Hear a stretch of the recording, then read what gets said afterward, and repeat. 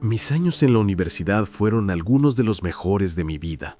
No me malinterpretes, hoy soy feliz con lo que tengo, con lo que soy, pero hay algo en esos recuerdos que se queda atrapado en el tiempo, como si nunca se fueran, como si siguieran vivos en algún rincón de mi mente, repitiéndose una y otra vez. Si estás en la universidad ahora mismo, no la des por sentado, de verdad no lo hagas, porque cuando menos lo esperas, todo termina, y lo único que queda son fragmentos, escenas sueltas, risas, nombres, rostros que empiezan a desvanecerse.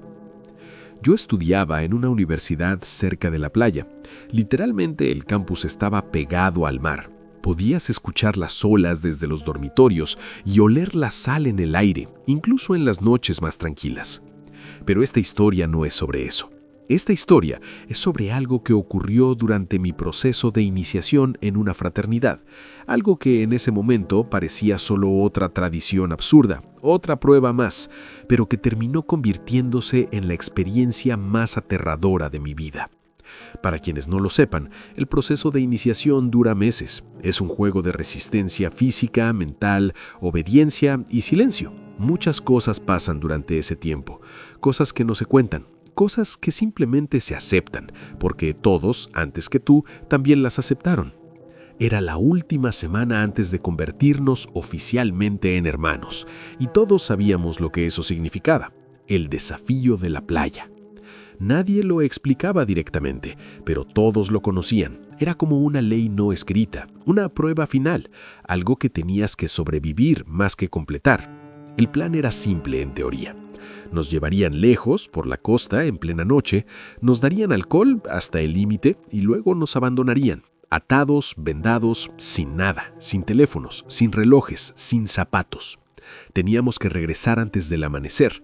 Si uno fallaba, todos fallábamos, y eso significaba quedar fuera.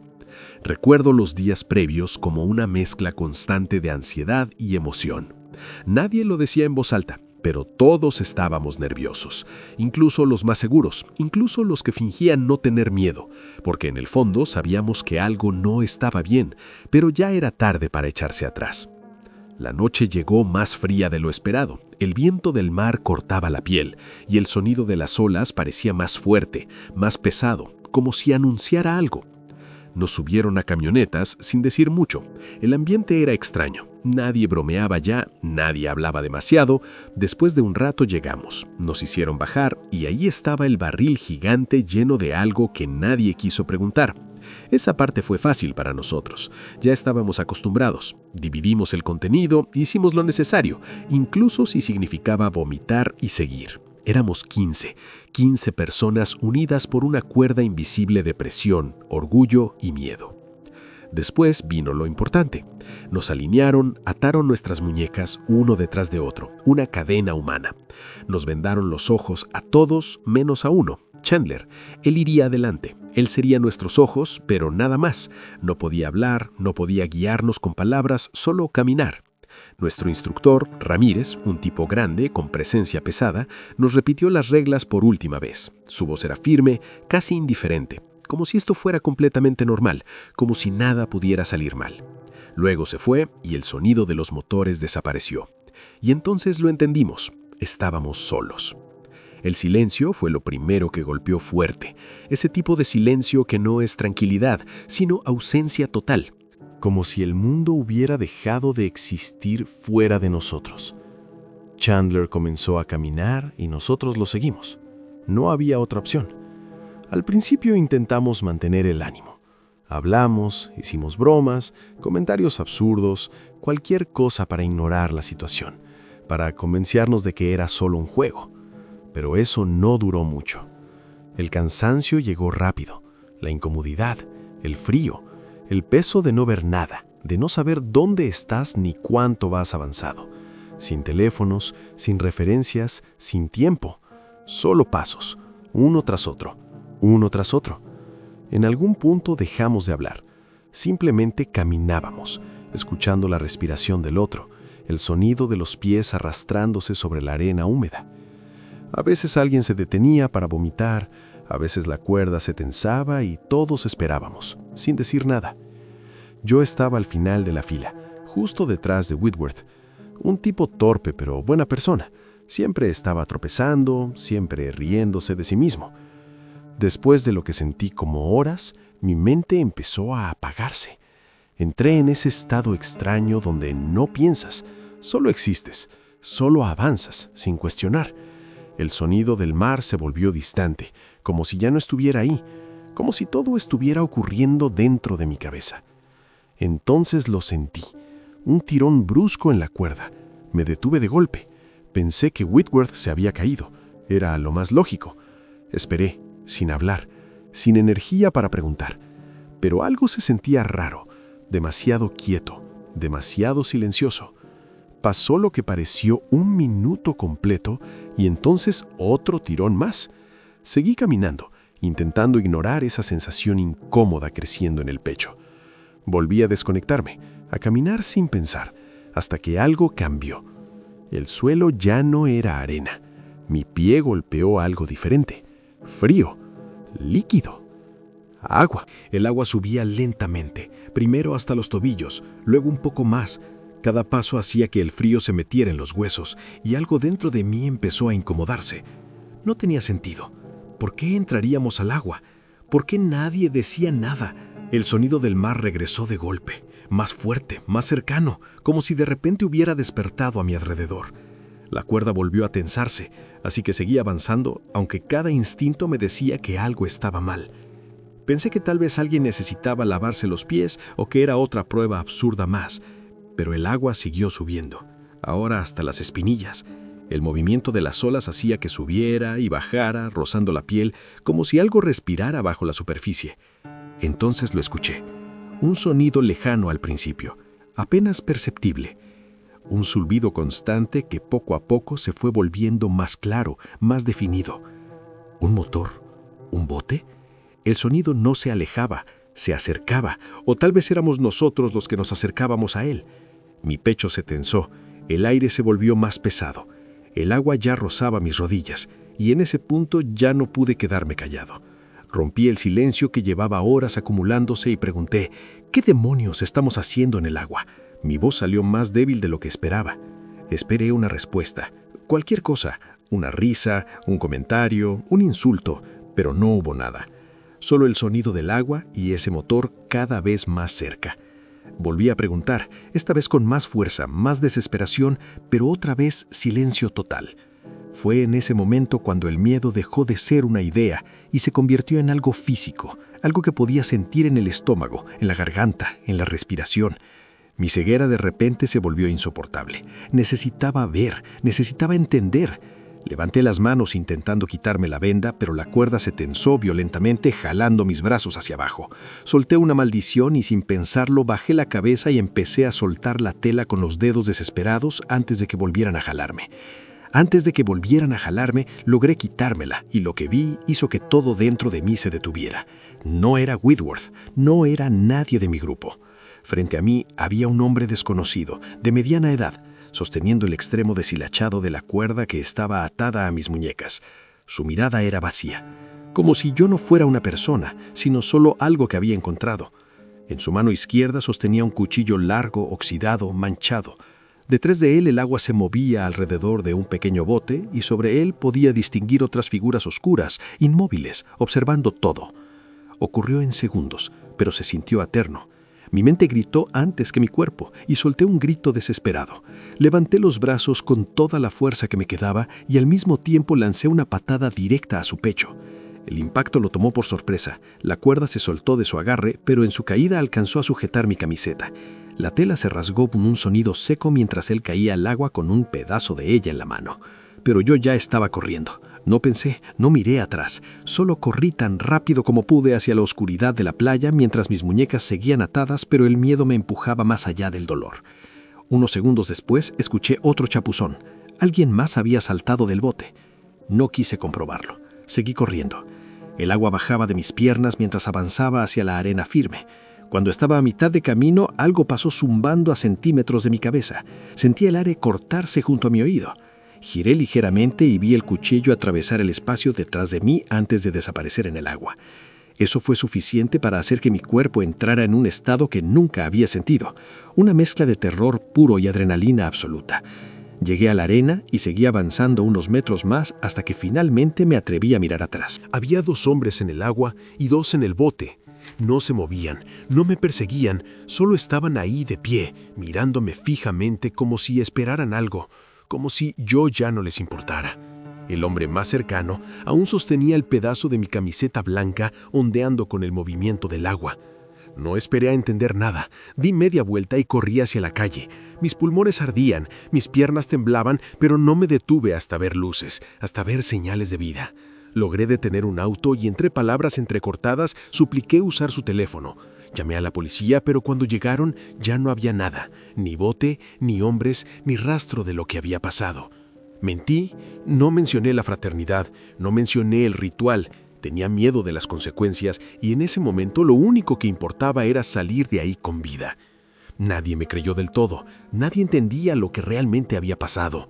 Dentro de la fraternidad hubo enojo, pero no hacia mí, hacia Chandler, por no darse cuenta de nada.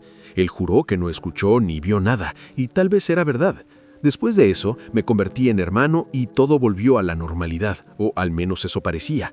Unas semanas después, estaba en la playa con algunos de los chicos jugando en la arena, detrás de la casa, cuando uno de ellos señaló algo a lo lejos. Había un palo clavado en la arena y atado a él había un trozo de tela. Cuando nos acercamos, sentí como se me helaba el cuerpo. Era mi camiseta, el mismo pedazo que se había rasgado esa noche. No había duda, el diseño lo confirmaba. Nadie dijo nada en ese momento, pero todos lo entendimos.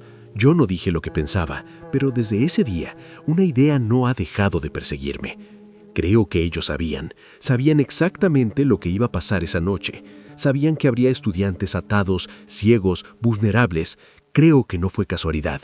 Creo que estaban esperando y yo simplemente tuve la mala suerte de estar al final de la fila. A veces todavía me pregunto qué habría pasado si no hubiera logrado soltarme, si hubiera dudado un segundo más, si hubiera terminado en ese bote.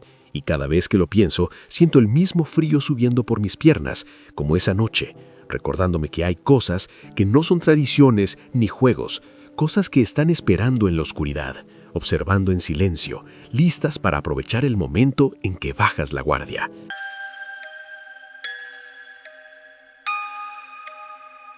Esto me pasó hace aproximadamente un año. Tenía 19 años y estaba en medio del proceso para entrar a una fraternidad en mi universidad. Era una de esas universidades grandes donde las fiestas y la vida social lo son todo, donde pertenecer a una fraternidad prácticamente define tu experiencia universitaria.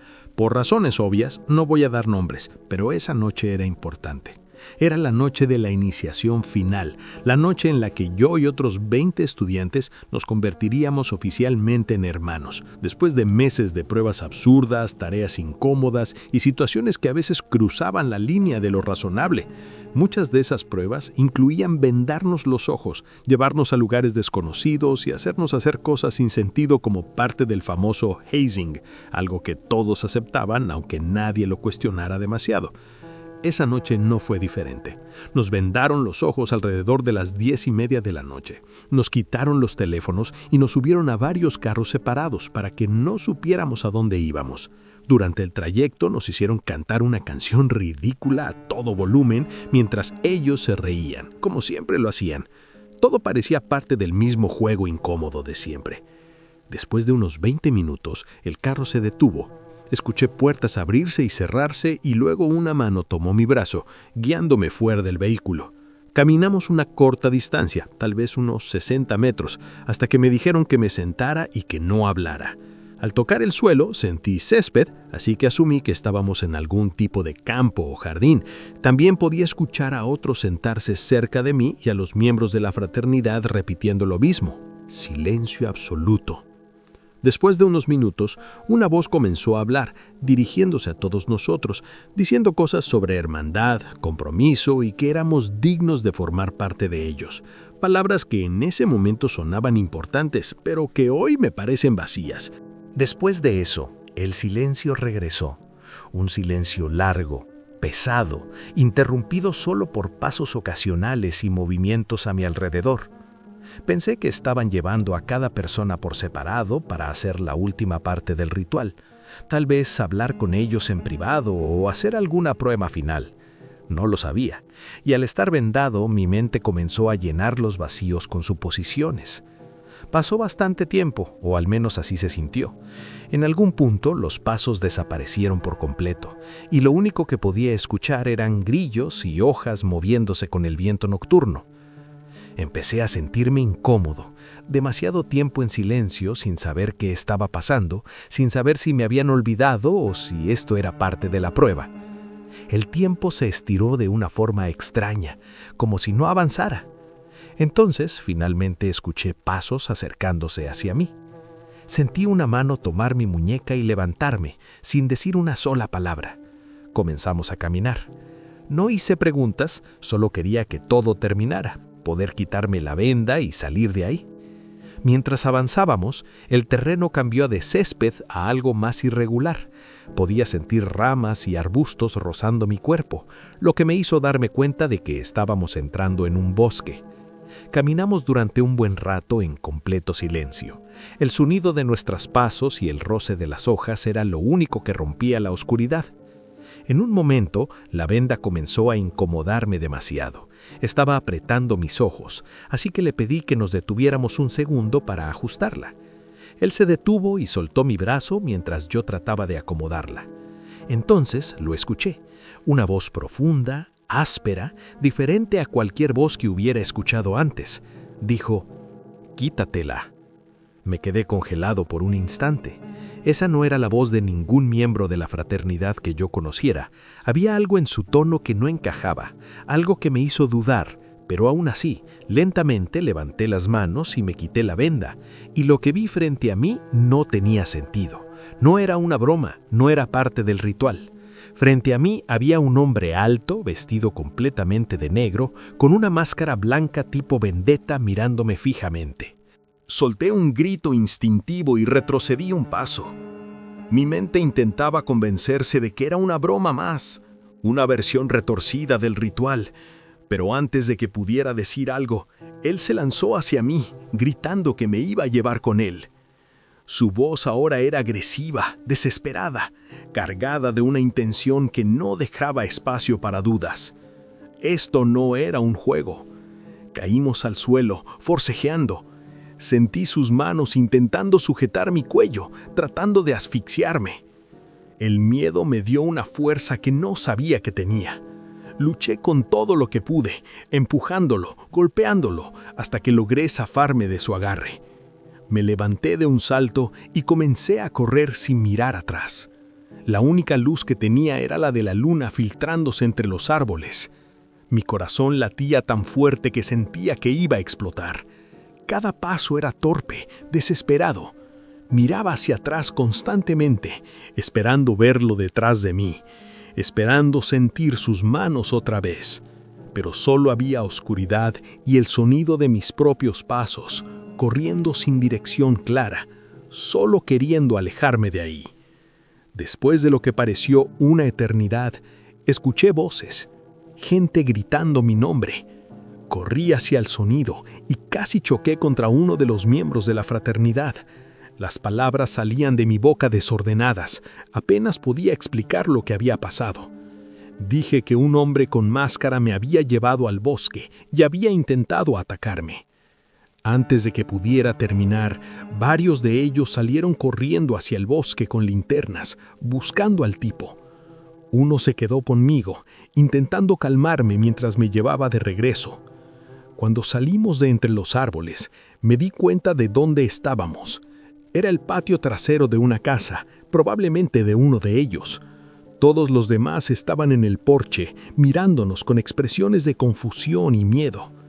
Pregunté qué estaba pasando y me dijeron algo que no hizo más que empeorar todo. Dijeron que como era oscuro y yo era el último en la fila, el miembro encargado de llevarme simplemente no se dio cuenta de que yo seguía ahí, que me había olvidado por completo. Minutos después, alguien notó movimiento en el bosque y fue cuando se dieron cuenta de que yo no estaba con el grupo. No podía creer lo que escuchaba. No solo había sido atacado, sino que todo ocurrió porque literalmente me dejaron atrás, abandonado en medio de la oscuridad. Mientras intentaba procesarlo, las luces de las linternas reaparecieron entre los árboles. Los que habían ido a buscar regresaron corriendo y gritando que nos fuéramos, que saliéramos de ahí inmediatamente. Nadie hizo preguntas. Cerraron la casa y uno de ellos llamó a la policía. Durante el camino de regreso me hicieron preguntas sin parar. Intenté responder lo mejor que pude, pero mi mente seguía atrapada en ese momento, en esa figura, en esa voz. No entendía de dónde había salido ese hombre. ¿Qué hacía ahí?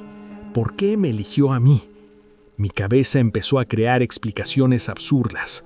Tal vez era alguien de otra fraternidad intentando arruinar la iniciación. Pero eso no explicaba el miedo real en los rostros de los demás, ni por qué llamaron a la policía. No supe la verdad completa hasta el día siguiente.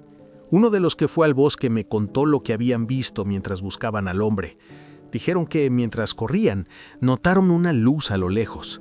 Cuando se acercaron, vieron una fogata en medio de un claro, y alrededor de ella había varias personas vestidas completamente de negro, con máscaras blancas iguales a la que yo había visto. Estaban de pie alrededor del fuego, murmurando, cantando, arrojando cosas a las llamas, como si estuvieran realizando algún tipo de ritual. Uno de mis compañeros pisó una rama haciendo ruido, y en ese instante todas las figuras giraron la cabeza al mismo tiempo para mirarlos. Se quedaron paralizados, como si el tiempo se hubiera detenido, y de repente esas personas comenzaron a correr hacia ellos sin decir una palabra, simplemente corriendo en su dirección, llenos de una energía que no parecía humana. Ellos huyeron sin mirar atrás, regresaron a la casa y fue entonces cuando decidieron llamar a la policía. Nadie sabía qué era eso, nadie tenía una explicación lógica. Algunos pensaron en algún tipo de secta, otros en personas perturbadas, pero nada encajaba del todo. Durante días no pude dormir. Cada vez que cerraba los ojos veía esa máscara, esa mirada fija, esa intención. Semanas después, cuando creía que todo había quedado atrás, algo más ocurrió. Algunos de los chicos estaban en el patio de esa misma casa jugando cuando encontraron algo colgando de un árbol cercano. Era una máscara blanca, igual a la que yo había visto. La misma expresión vacía, la misma forma. La policía la tomó como evidencia, pero hasta donde sé, nunca encontraron a nadie. Nunca hubo respuestas, nunca hubo cierre. Con el tiempo aprendí a seguir adelante, a convencerme de que solo fue una experiencia extraña, una coincidencia peligrosa. Pero hay noches en las que esa idea no es suficiente, noches en las que recuerdo la forma en que ese hombre me dijo, quítatela, la seguridad con la que sabía que yo obedecería. Y entonces me pregunto si realmente fue casualidad o si desde el principio yo ya había sido elegido.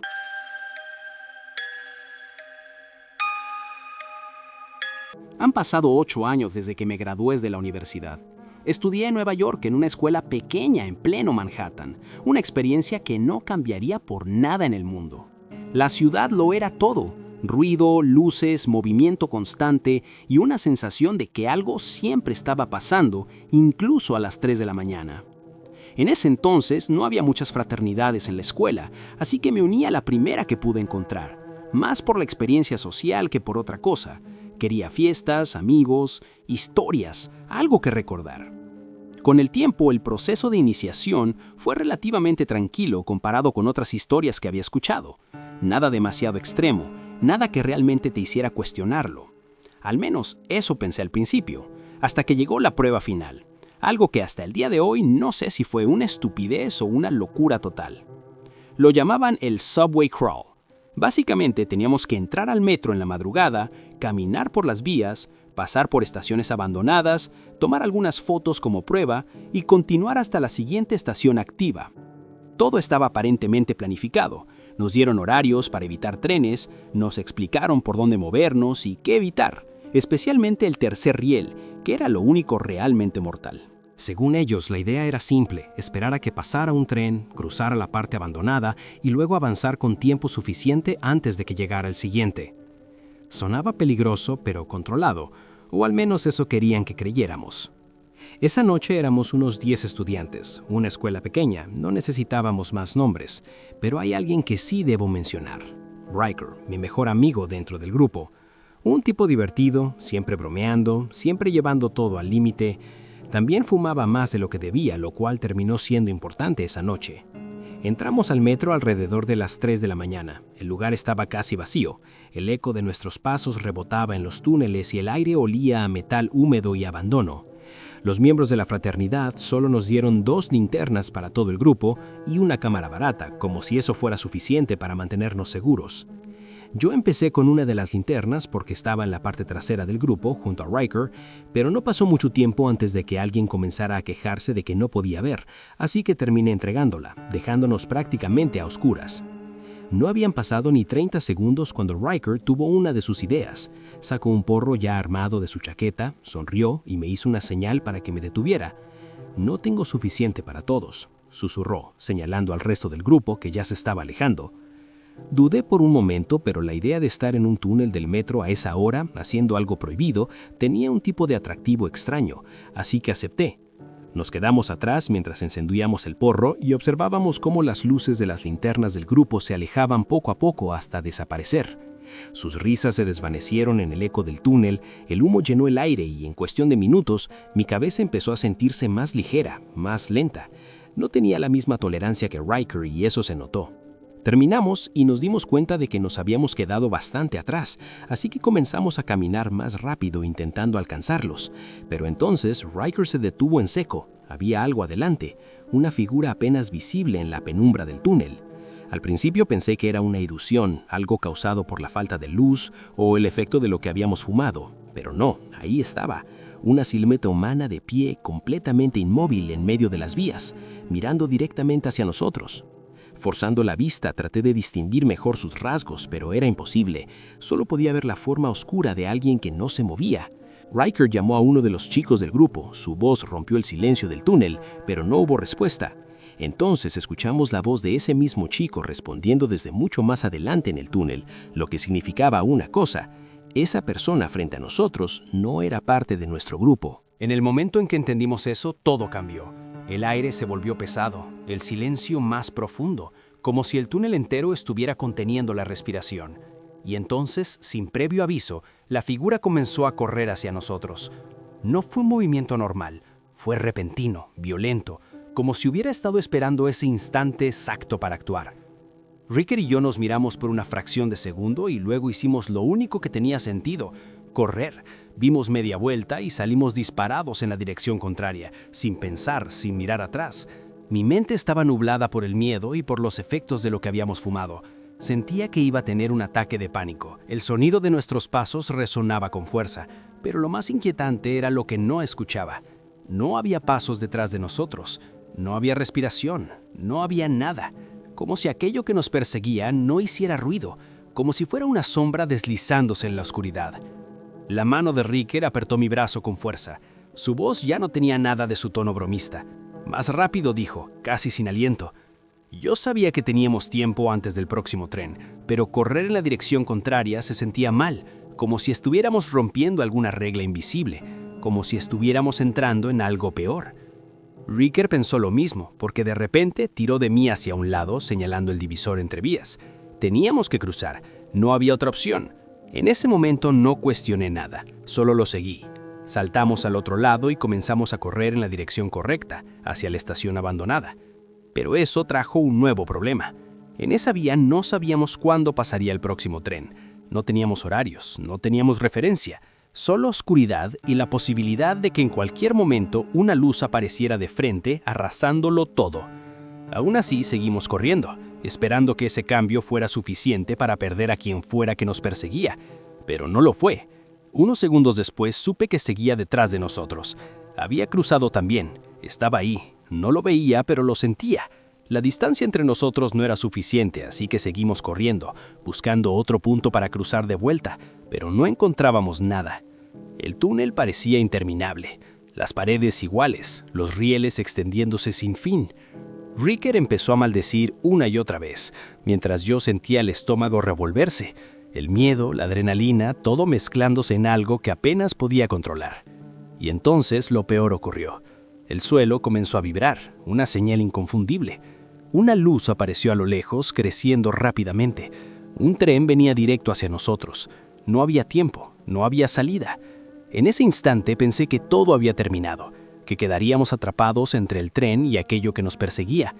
Consideré por un segundo detenerme, girar y enfrentar lo que fuera que estuviera detrás de nosotros, pero antes de poder hacerlo, Riker gritó, «Aquí, justo al frente». Había un punto para cruzar el divisor, como un milagro. Caímos hacia el otro lado, casi sin equilibrio, y seguimos corriendo con las últimas fuerzas que nos quedaban. Unos metros más adelante alcanzamos al resto del grupo que ya estaba en el andén. Riker comenzó a explicar lo que había pasado, mientras yo me inclinaba hacia un lado vomitando todo lo que tenía en el estómago. No habían pasado ni 30 segundos cuando el tren en la otra vía pasó a toda velocidad. El estruendo llenó el túnel, y durante ese momento nadie habló. Todos esperaban ver aparecer a quien nos había perseguido, pero no apareció nadie. El silencio volvió, pero no era el mismo. Justo cuando pensábamos que todo había terminado, escuchamos un grito a lo lejos, un sonido distorsionado, casi animal, que resonó en las paredes del túnel. Hasta el día de hoy no entiendo cómo esa persona evitó el tren. No entiendo si se detuvo, si saltó, si nunca estuvo realmente ahí. Esperamos a que pasara el siguiente tren en nuestra vía y salimos de ese lugar lo más rápido posible. Nadie volvió a hablar del tema en profundidad. Algunos dijeron que probablemente era un indigente, alguien bajo los efectos de drogas, alguien que ni siquiera representaba un peligro real. Pero en ese momento el miedo fue más fuerte que la lógica, y eso fue suficiente para llevarnos al límite. Mirando atrás, tal vez Riker y yo podríamos haberlo enfrentado, tal vez no habría pasado nada, pero hay algo en esa persecución, en ese silencio, en esa forma en la que se movía sin hacer ruido, que no encaja con una explicación simple. Y aunque han pasado años, todavía hay noches en las que recuerdo esa figura en la oscuridad y me pregunto si realmente estábamos huyendo de una persona o de algo que simplemente no debía estar ahí.